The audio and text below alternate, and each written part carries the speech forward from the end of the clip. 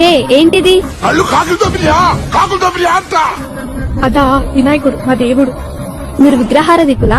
ఆ మాట ఏంటి మూర్తి? నేను ఎక్కడా చదవలేదు, ఏ సినిమాలో కూడా చూడలేదు. విగ్రహారధికులు అంటే?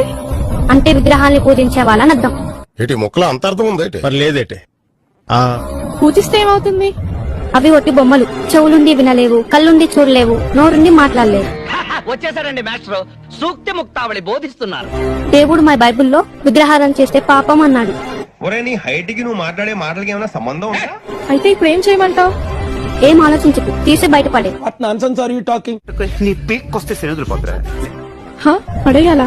నేనైతే పడేయలేను. అల్లుడు నువ్వు తగ్గొద్దు, నువ్వు వెనకడుగు వేయొద్దు. ఎందుకు నేను పడేస్తాగా?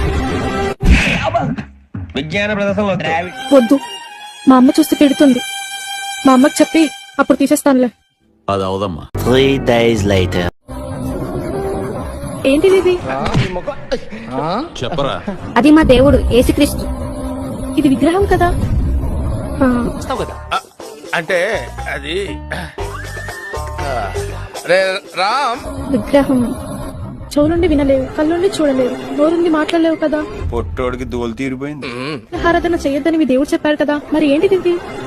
ఒరే అన్న రూల్స్ పెడతారు, ఆయన ఫాలో అవ్వరు, కానీ మనం ఫాలో అవ్వాలి. అది ఏంటంటే చూసుకోవడానికి అలా పెట్టారంతే. అవునా? నిజమా అనేటట్టుంది తెలుసా?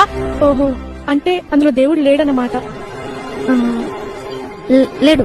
పక్కా కాన్ఫిడెంట్ లాక్ కర్ దే. మరి దీన్ని బయటపడిస్తానా? వద్దు వద్దు. ఎందుకు?